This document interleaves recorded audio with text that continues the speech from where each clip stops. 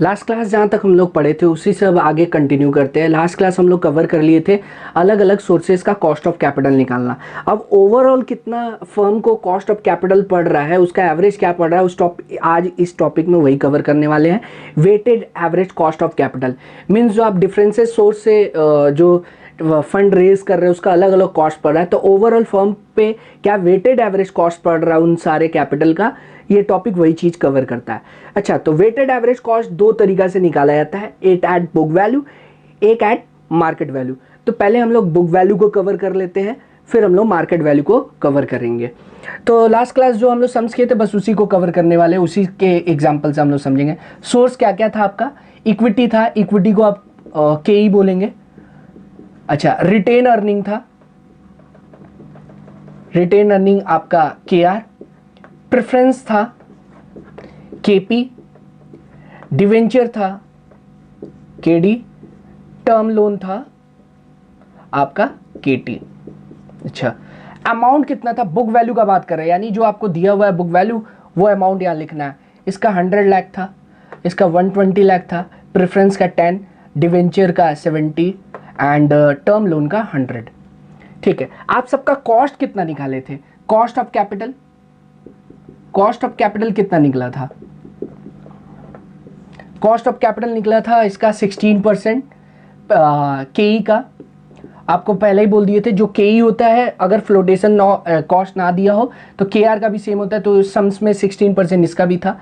Preference का आपका कितना निकला था, प्रेफरेंस का निकला था 17.79%। डिवेंचर का कितना निकला था 9.13 और टर्म लोन का कितना निकला था 7%। अब कॉस्ट ऑफ कैपिटल का वैल्यू निकाल लीजिए, कॉस्ट ऑफ कैपिटल का वैल्यू वो कैसे निकलेगा, दिस इंटू दिस, इन दोनों को इंटू करके निकालते जाइए। 16 सर जल्दी जल्दी सारे को इंटू करके निकालते जाइए। 19.2,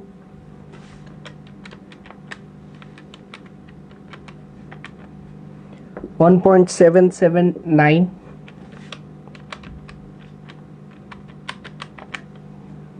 6.3917, इसका टोटल लिख लीजिए 400। अब इसका टोटल निकाल लीजिए,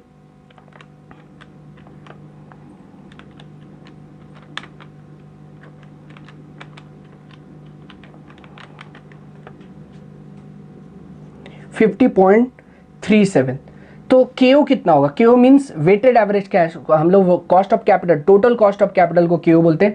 तो इस फॉर्मूला का है cost of capital, total cost of capital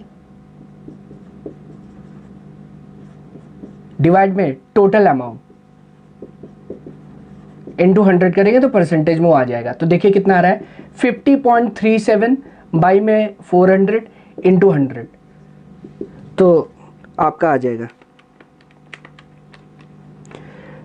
12.59% आपका आ रहा है एज पर बुक वैल्यू। इसको रेशियो के मेथड से भी कर सकते हैं, ये जो अभी सम्स किए तो वैल्यू वाइज किए, आप इसका रेशियो निकाल के भी कर सकते हैं। मतलब इसमें क्या होगा फिर उसको भी समझा देते हैं। अगर रेशियो से करना चाहो तो आप इसका एक रेशियो निकाल लीजिए इस अमाउंट का, तो छोटा हो जाता है वैल्यू, जैसे 10, 12, इसमें ऐसे राउंड में आ जा रहा है 7, 10।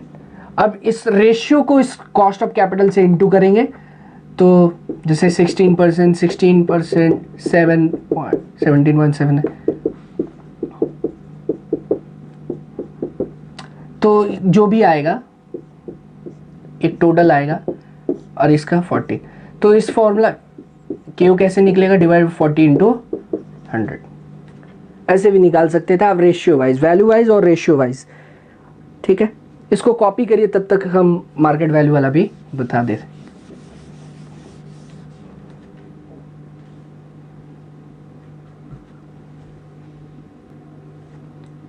चलिए अब आगे बढ़ते हैं हम लोग और weighted average cost of capital at market value cover कर लेते हैं। सब चीज़ सेम है, इसमें जो अमाउंट है उसको आपको मार्केट वैल्यू पे लाना पड़ेगा। जैसे अभी तक आपके सम्स में जो बुक वैल्यू पे दिया था, जैसे इक्विटी दिया था आपका 100 lakh, 10 lakh preference, 120 retain, 70 debenture and term loan 100, उसको अब मार्केट वैल्यू पे कन्वर्ट करना होगा। मार्केट वैल्यू तो दिया ही हुआ है, जैसे कि शेयर का कितना दिया हुआ है, इक्विटी शेयर का 25 रुपया पर शेयर। तो अगर आप डिवाइड करके देखें, ठीक है, 100 लाख डिवाइड बाय 10 लाख तो आपका 10 रुपया आ रहा है, अब वो 25 रुपया हो गया है। तो आप उसको कन्वर्ट करके देखिएगा तो आपको समझ में आएगा। पहले हम लिख दे रहे बुक वैल्यू पे क्या दाम था, सिर्फ आपके समझने के लिए लिख रहे हैं, ठीक है। हम लोग को लिखना बुक वैल्यू वाला है, ठीक है। अब इसको कन्वर्ट करना है, तो इक्विटी अगर आप कन्वर्ट करेंगे, जैसे इक्विटी 25 रुपया चल रहा है, तो अगर आप 100 लाख है, 100 लाख और डिवाइड बाई 10 लाख करेंगे तो आपका 10 रुपया फेस वैल्यू आ रहा है, ठीक है।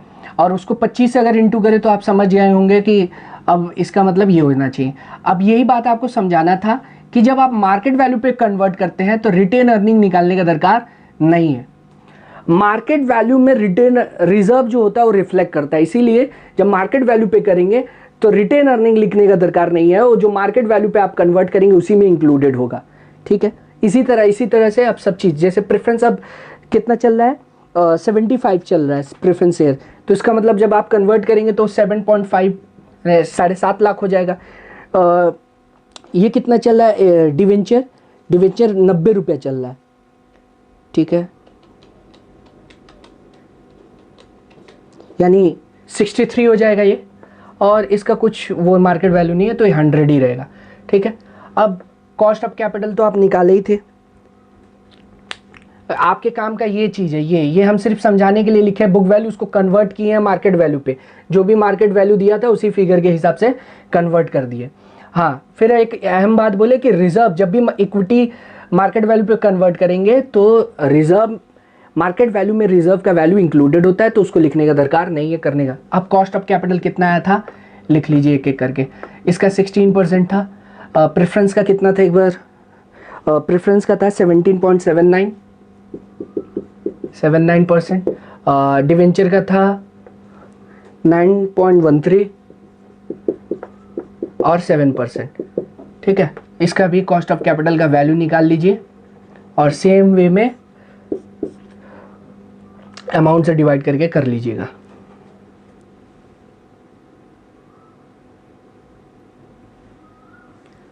तो इंटू करके कितना आ रहा है 40 एंड दिस ऐसे करके अब केओ निकाल लेते हैं मार्केट वैल्यू पे। तो क्या था, टोटल ऑफ कॉस्ट डिवाइड में अमाउंट, इसका अमाउंट का जो टोटल आ रहा है इंटू 100, तो इसका भी कॉस्ट आ जाएगा 12.86%। बाकी आपको होमवर्क ग्रुप में सेंड कर दिया जाएगा। अभी तक के लिए इतना ही है, फिर आगे बढ़ेंगे नेक्स्ट क्लास में।